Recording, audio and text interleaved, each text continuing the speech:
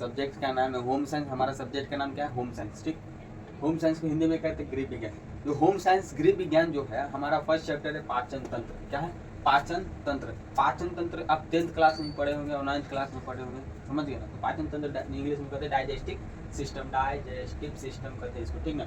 तो अब आते हैं, ये हमारा चैप्टर है पाचन तंत्र। अब आते हैं गृह विज्ञान किसको कहते हैं, ठीक ना।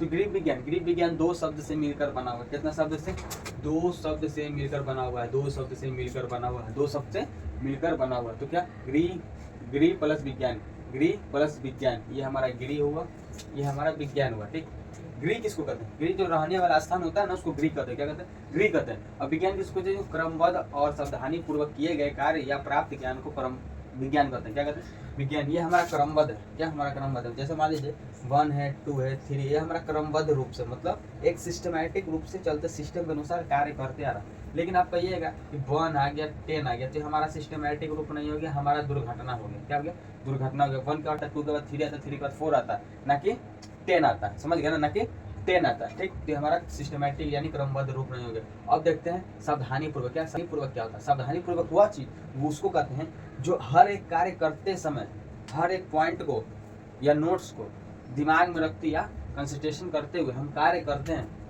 तो उसको सावधानी पूर्वक कहते हैं। वैसे हम लिख रहे हैं 1 2 3 4 5, ये हमारा क्या होगा, सिस्टमेटिक और सावधानी। लेकिन 1 2 3 8 9 11 12 में सिस्टमेटिक हुआ नहीं, सावधानी हुआ, ये ऑटोमेटिक दुर्घटना में जाएगा। किस चीज में आएगा, दुर्घटना में जाएगा। इसलिए कहा है कि विज्ञान क्रमबद्ध और सावधानी पूर्वक किए गए कार्य या प्राप्त ज्ञान को विज्ञान कहते हैं। ठीक, अब आते परिचय पे।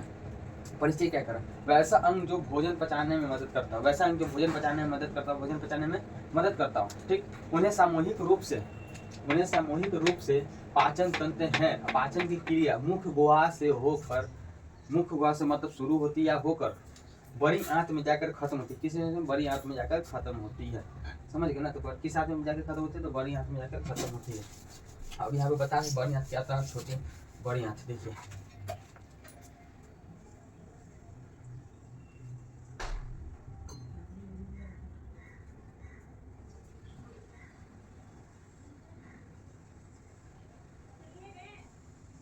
इधर आइए ना, ये हमारा आहार नल हुआ। क्या, आहार नल हुआ। ठीक, इसको हम आहार नल कहते हैं, इंग्लिश में कहते हैं फूड पाइप। क्या कहते हैं, फूड पाइप कहते हैं। ठीक, फूड पाइप इंग्लिश में कहते हैं। इसको मुख्य गुहा कहते हैं, जो हमारा मुंह होता है ना, इसको मुख्य गुहा कहते हैं। क्या कहते हैं, मुख्य गुहा कहते हैं, मुख्य गुहा कहते हैं। ठीक ना, मुख्य गुहा कहते हैं। ये हमारा आहार नल हुआ। जब खाना हम खाते हैं ना, तो ये जो आहार नल है, इस साइंस से पढ़ना पड़ता है, लेकिन हम बता दें, आहार नल है ना, यहाँ पे पंपिंग करता है। मतलब खाना ऊपर से जाएगा, फैलेगा, फिर जाएगा, फैलेगा, फिर जाएगा, फैलेगा। ठीक ना, तो उसी प्रकार आहार नल कार्य करता है। ये हमारा छोटी आंत हो गया, जो आहार नल में सबसे पहले एंट्री कहाँ करता है, तो मुख में करता है, फिर आहार नल में करता है, आहार नल के बाद छोटी आंत में करता है। किस आंत में करता है, तो छोटी आंत में करता है। अब छोटी आंत में मेन कार्य पचने का होता है। किस चीज का होता है, पचने का मेन कार्य छोटी आंत में होता है। लेकिन अपशिष्ट करने का किस कार्य, कौन सा आंत का काम रहता है, तो बड़ी आंत का कार्य रहता है। किस आंत का, तो जो ऐसे आप देखते हैं ना, इसी से घुमा रहता है, इसी से घुमा रहता है, इसको ऐसे से घूम के फिर इधर इस द्वारा निकल जाता है। इसको रेक्टम कहते हैं। क्या कहते हैं, रेक्टम। क्या कहते हैं, रेक्टम। जो उत्सर्जित होता है, रेक्टम, जो उत्सर्जित अन्न होता है ना, उत्सर्जित अन्न, उसको रेक्टम कहते हैं। ठीक ना, ये हमारा बड़ी आंत हो गया, जो ऐसे घूमा रहता है पाइप की तरह, वो बड़ी आंत हो गया, समझ गए ना। तो उत्सर्जित अन्न बड़ी आंत के द्वारा होता है। ठीक, उत्सर्जित किस चीज के द्वारा होता है, तो बड़ी आंत के द्वारा उत्सर्जित होता है। अब भोजन के पाचन में 3 प्रमुख क्रिया होता है। कितना प्रमुख क्रिया होता है, तो 3 प्रमुख क्रिया होता है। पहला होता है भोजन का पाचन। पहला क्या होता है, भोजन का पाचन। दूसरा होता है भोजन के अपशोषण या स्वीकरण। अब समझिए अपशोषण क्या होता है, अपशोषण या स्वीकरण क्या होता है। अपशोषण उसको कहते हैं जो अपने द्वारा आकर्षित करता है। क्या है, अपने द्वारा आकर्षित करता है। या भोजन के अपशोषण मतलब हम खाना खाते हैं, अलग अलग तरह का उसमें प्रोटीन रहता है, हाइड्रोलिक जाता है, समझ गए ना, सॉरी कार्बोहाइड्रेट जाता है। क्या जाता है, कार्बोहाइड्रेट जाता है, प्रोटीन जाता है, कार्बोहाइड्रेट जाता है। सबसे अधिक मात्रा में कार्बोहाइड्रेट किस चीज़ में पाया जाता है, तो बताइए, भात में पाया जाता है, रोटी में पाया जाता है, जिसको चावल में पाया जाता है, इंग्लिश में राइस कहते हैं, रोटी में जाता है, समझ गए ना। तो सबसे ज़्यादा तो अपशोषण मतलब खींचना। क्या होता है, खींचना, अपनी की ओर खींचना। ठीक ना। अब स्वीकरण क्या होता है, स्वीकरण मतलब वही होता है कि अपने स्वयं मतलब अपनी की ओर आकर्षित करना। स्वीकरण मतलब अपनी की ओर खींचना, समझ गए। तीसरा क्या होता है, विकार का विसर्जन। विकार का मतलब किसी चीज़ को हम बेकार समझते हैं तो उसको क्या करते हैं, फेंक देते हैं। क्या करते हैं, फेंक देते हैं। किसी चीज़ को बेकार समझते हैं उसको फेंक देते हैं ना, तो उसको फेंक देते हैं, समझ गए। तो पेट के अनुसार मतलब साइंस सिस्टमैटिक या साइंस के अनुसार कहते हैं कि विकार का विसर्जन मतलब जो अपशिष्ट पदार्थ हमारे पास रहता है उसका विसर्जन हो जाता है। क्या अपशिष्ट पदार्थ का विकास मतलब बाहर निकल जाता है, समझ गए ना, जिसको मान लीजिए लैट्रिन कहें या टॉयलेट कहें, समझ गए ना, बाथरूम वगैरह जो होता है वो। अब पाचन तंत्र के प्रमुख अंग 5 होते हैं। पाचन तंत्र के प्रमुख अंग कौन कौन से होते हैं? 5 होते हैं। पांचों का ये नाम पढ़ते हैं। पहला मुख्य गुहा था। पहला क्या होता है? मुख्य गुहा। पहला मुख्य गुहा जिसको माउथ कहते हैं। आहार नल, फूड पाइप, आहार नल इसको कहते हैं, ठीक ना, जिससे हमारा खाना अंदर की ओर इन लेता है, मतलब अंदर जाता है छोटी आंत में, ठीक ना, तो आहार नल उसको कहते हैं। आमाशय किसको कहते हैं? बेसिक सी बात, आमाशय। आमाशय जो स्टोमच होता है ना, ये छोटी आंत, उसको आमाशय कहते हैं। क्या? आमाशय कहते हैं, ठीक, आमाशय कहते हैं। चौथा नंबर में आता है छोटी आंत। चौथा नंबर में आता है छोटी आंत, जो हमारी ये बना है छोटी आंत ना, ये छोटी आंत, स्मॉल इंटेस्टाइन मतलब छोटी आंत। क्या था? छोटी आंत। छोटी आंत इसको कहते हैं, ठीक ना। अब बड़ी आंत क्या होता है? बड़ी आंत, बड़ी आंत हुआ है ना ये पाइप के द्वारा, इसी को बड़ी आंत कहते हैं। क्या कहते हैं? बड़ी आंत कहते हैं, समझ गए? इसी को बड़ी आंत कहते हैं। बड़ी आंत का मेन कार्य होता है उत्सर्जित करना, भोजन को उत्सर्जित करना मतलब बाहर निकालना, अपशिष्ट पदार्थ को मल मूत्र के द्वारा बाहर निकालता, समझ गए ना। Doubt clear? अगर डाउट रहेगा तो आप पूछ सकते हैं डायरेक्ट। व्हाट्सअप नंबर हो गया हमारा, हेल्पलाइन नंबर है, व्हाट्सअप नंबर है, उससे आप पूछ सकते हैं। संरचना एक बंद कमरे के समान रहती है जो जबड़े, दाढ़ी और ओंठ के माध्यम से बंद रहता है। क्या? मुख्य गुहा जिसको माउथ कहते हैं, जबड़ा, दाढ़ी और ओंठ के माध्यम से बंद रहता है। अगला पॉइंट देखते हैं, मुख में पाचन की क्रिया में टाइलिन मिला हुआ रहता है। क्या मिला हुआ रहता है? टाइलिन। जो मुख में जो पाचन होता है ना, पाचन तो हालांकि पेट में होता है, मुख में जो चबाते बाते हैं ना, तो टाइलिन मिला हुआ रहता है। क्या मिला हुआ रहता है? टाइलिन मिला हुआ रहता है, ठीक ना। तो आगे भाग देखते हैं, जिसको टाइलिन को इंजाइम कहते हैं, इंग्लिश में जूस कहते हैं, इंजाइम है ना, उसको जूस। मुख्य गुहा का भाग होता है, माउथ का भी कुछ भाग होता है जिसको मुंह कहते हैं ना, मुंह। तो मुख में कुछ भाग होता है। पहला क्या था? होंठ होता है। पहला क्या था? होंठ होता है। होंठ, लिप, जीभ। होंठ, लिप, जीभ, जिसको लिप कहते हैं, टंग कहते हैं और टीथ कहते हैं इंग्लिश में, ठीक।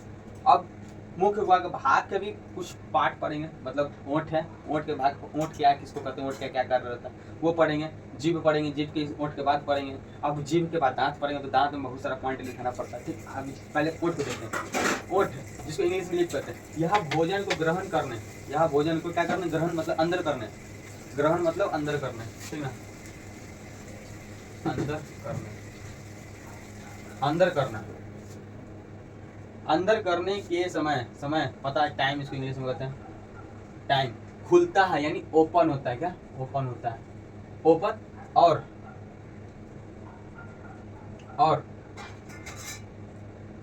फिर क्या हो जाता है? बंद हो जाता है। फिर बंद हो जाता है, क्या होता है? फिर बंद हो जाता है, तब हम लोग भोजन खा पाते हैं। अब कोई केकरा में लक्षण होगा ना कि मुंह खोलेगा और ओंठों खोलेगा, वो खाइते भी रहेगा, उसको कहते हैं अल्ट्रा सुपर मशीन, समझ गए ना। ओकरा यहाँ धरती पे कोई आदमी नहीं मिलेगा, मुंह खोल रहा है, खाऊं रहा है, बोलू रहा है, तो कभी छींक भी आ जाता है। क्या आ जाता है? छींक भी आ जाता है, सड़क भी जाता है, मतलब यहाँ पे 2 पाइप होता है, आगे पढ़ा देंगे। होंठ को भोजन पचाने में कोई योगदान नहीं रहता। होंठ जो है ना, होंठ को भोजन पचाने में कोई योगदान नहीं रहता, क्योंकि ओंठ आगे रहता है, ओंठ सिर्फ बंद करने का काम आता है। ओंठ क्या आता है? बंद करने का कार्य करता है। इसी कारण इसका कोई भोजन पचाने में कारोबार कुछ नहीं रहता। बस एक आता है कार्य जिसको हम लिपस्टिक कहते हैं। क्या? लिपस्टिक कहते हैं, लिपस्टिक कहते हैं, ठीक है, लिपस्टिक कहते हैं। ये भले ही पचा सकता है कोई कैसे, लड़की के अलावा कोई नहीं पचा सकता, ठीक है।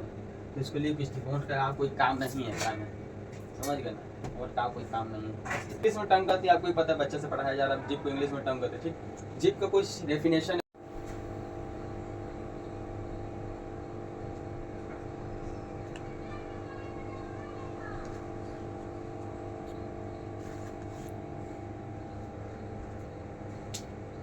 इसको क्या पढ़ना भाई? टंग पढ़ना है।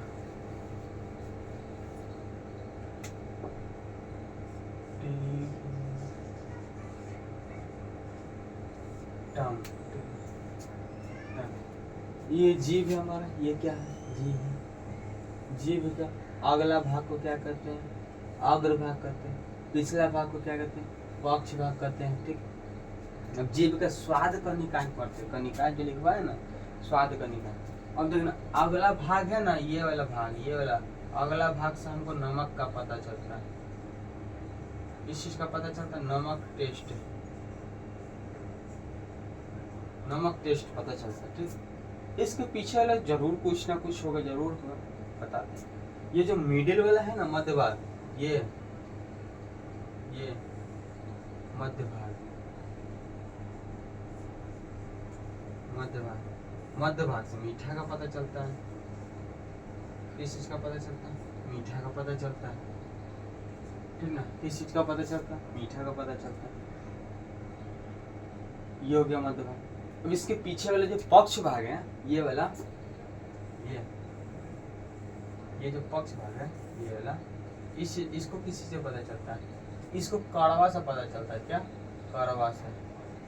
कड़वा स्वाद जाएगा या कड़वा टेस्ट जाएगा तो पता चलेगा, अच्छा हम कड़वा चीज खा लिए, इसीलिए हमको बुझा रहा है कि कड़वा खाए। समझ गए? आगे वाला नमक से पता चलता है, मिडिल वाला, मध्य वाला मीठा से पता चलता है। अब बच्चा ये दोनों साइड वाला बताइए कि साइड वाला किस चीज से पता चलता होगा? तो साइड वाला पता चलता है हमारा खट्टा का। क्या पता चलता है? खट्टा का। ये जो साइड वाला है ना, ये सब है साइड वाला हमको पता चलता है खट्टा का। इस चीज का चलता है तो खट्टा का पता चलता है, खट्टा का पता चलता है। स्वाद, क्या? खट्टा का स्वाद पता चलता है। समझ गए? किस चीज का पता चलता है? तो खट्टा का स्वाद पता चलता है। हमारा जीभ है, क्या हमारा जीभ है? जीभ का अग्र भाग से पता चलता है नमक का, पक्ष भाग से पता चलता है कड़वा स्वाद का, मिडिल वाला जो मध्य भाग से पता चलता है मीठा का, अगल बगल जो साइड वाला भाग है, ये दोनों वाला भाग है, ये दोनों वाला भाग से पता चलता है, ये दोनों जो भाग से पता चलता है खट्टा का। इस चीज का पता चलता है तो खट्टा का पता चलता है। ठीक ना? अब कोई बुड़बक बनाएगा ना, तो अब ये पूरा चार्ट बना के पढ़ा दीजिएगा कि जीभ का कितना भाग होता है, जीभ का क्या क्या कार्य रहता है। समझ गए ना? इसको नोट कीजिए, छापिए एकदम सेम पिक्चर के साथ, ताकि आपको ध्यान रहे, आप पता चले।